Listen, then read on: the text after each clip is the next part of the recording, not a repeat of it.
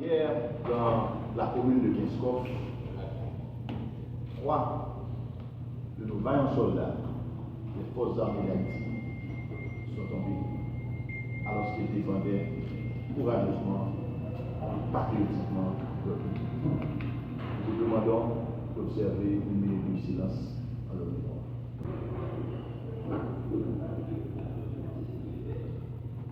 Merci. Le 17 avril dernier, nous venons de commémorer les 200 ans de l'ordonnance Charles X, 17 avril 1825, année appelée par le roi de la France d'alors l'an de grâce. Cette ordonnance imposait à Haïti le versement de lourdes indemnités à la France pour la reconnaissance de l'indépendance ou de gagner au prix de nombreuses années, de guerre et de libération nationale. Ces indemnités étaient destinées à dédommager les anciens colons qui, du fait de la Révolution et de leur départ de la colonie, avaient perdu leurs terres et leurs esclaves. Il s'agissait des 3 quarts des propriétés coloniales. Et au lendemain de l'indépendance, après les guerres de libération nationale, une question cruciale s'est posée. À qui devaient revenir les terres qui avaient appartenu aux anciens colons? Il y avait 2 tendances à l'époque. La tendance minoritaire disait que ces terres devaient appartenir à ceux qui ont leur père et mère en France, c'est-à-dire les fils et les filles des anciens colons, des anciens libres automatiques. Et Dessalines, se positionnant dans la lignée de la justice sociale, eut à faire cette question. Et ceux qui ont leur père et mère en Afrique. De cette question cruciale et à ce moment précis a pris naissance la problématique des conflits fonciers en Haïti. Plus tard, à cause de sa politique agraire et à cause de sa mesure de vérification générale des titres de propriété contre les faussaires de l'époque qui voulaient s'emparer de toutes les terres, Dessalines a été assassiné.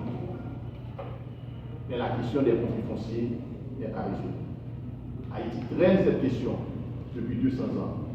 Haïti souffre d'un sérieux problème de cadastre et plus de la moitié des dossiers que les tribunaux connaissent aujourd'hui sont des conflits fonciers. D'où l'intérêt, la place, l'importance, l'enjeu de l'atelier organisé aujourd'hui conjointement par le Haut Commissariat des Nations Unies aux droits de l'homme, la délégation de l'Union européenne et le ministère de la Justice. Il nous faut dire que, à l'époque, il n'y avait pas que l'insécurité foncière. Il y avait d'autres problèmes. Il y avait des menaces qui venaient de l'extérieur. Et Paul Morale eut à dire qu'un pays cerné par la suspicion internationale et les convoitises étrangères devait consacrer les 3 quarts de son budget à sa défense nationale. Aujourd'hui, nous avons un ennemi de l'intérieur.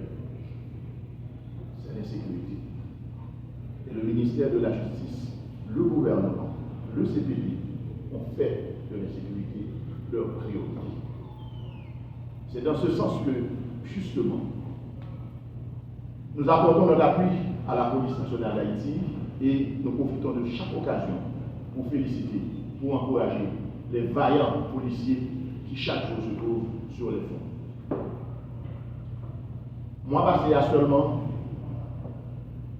nous signons pour la police 12 millions de dollars américains pour achat matériel, ça, pour combattre l'insécurité.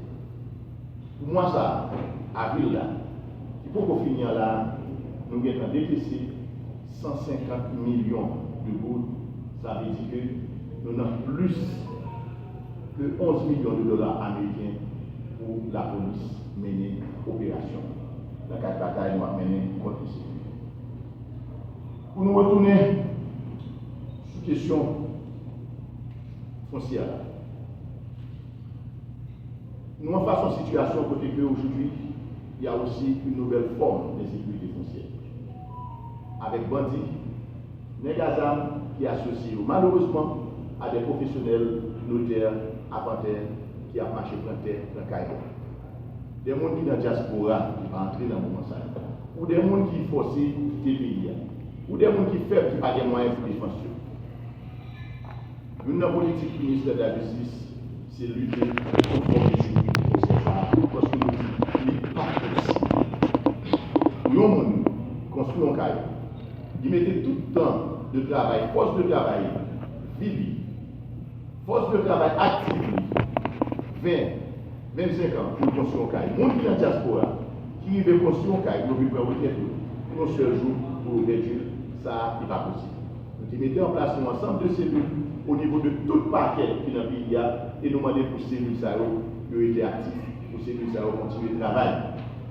Pendant ce temps, on a discuté avec le ministère des Affaires étrangères pour nous voir dans quelle mesure, les gens qui sont dans la diaspora, il y a des dossiers de ce genre qui sont capables de déposer dans différents consulats, ambassades, pour que par la liste diplomatique soit acheminée dans le ministère là pour ce qu'on cellule qui a traité la question. La semaine dernière, nous avons procédé à la cérémonie de la relocalisation du tribunal de première instance de Port-au-Prince. Il nous faut rappeler que les dernières assises criminelles en Haïti ont eu lieu en 2018. Il faut dire aussi que depuis 2018, il y a des dossiers qui sont bloqués par jambe des sièges civils.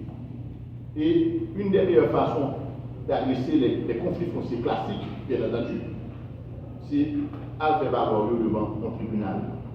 Je dis à juridiction de première instance de Port-au-Prince est ouverte et va avoir pleine fonction.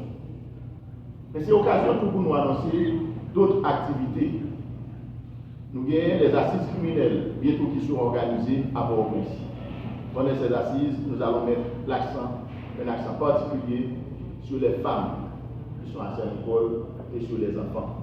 Assis ça, c'est pour nous avons fait spécialement. Nous gagnons des dossiers dans le cadre de la lutte contre la corruption. Plus de 40 dossiers qui étaient bloqués depuis 2018 parce que la juridiction de Port-au-Prince n'a pas fonctionné dans toutes ses fonctions. Le dossier ça doit avancer pour que dans l'indépendance du commissaire du gouvernement, dans le principe de l'opportunité de la poursuite, il est capable de finaliser le dossier ça, il choisit est-ce que la poursuite, est-ce que la envoyer au cabinet d'instruction, ou il est capable de faire ça. Pour revenir dans le sujet de l'atelier,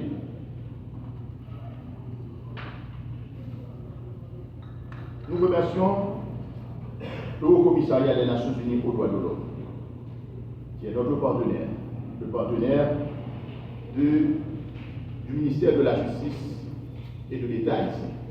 Nous remercions la délégation de l'Union européenne, qui est aussi un des partenaires clés de l'État haïtien. C'est un atelier qui constitue un espace de dialogue, un espace d'échange, un espace de partage et de mutualisation d'expériences, de compétences sur la question des conflits fonciers. Et cet atelier, comme vient de le dire M. le maître de conférence, va contribuer essentiellement à apporter des éléments de solution à la crise des conflits fonciers en Haïti. Je remercie l'Union européenne, je remercie le Haut Commissariat des Nations Unies aux droits de l'homme, je remercie les panélistes pour leur déplacement et les participants. Il ne me reste qu'à vous souhaiter bon travail. Merci.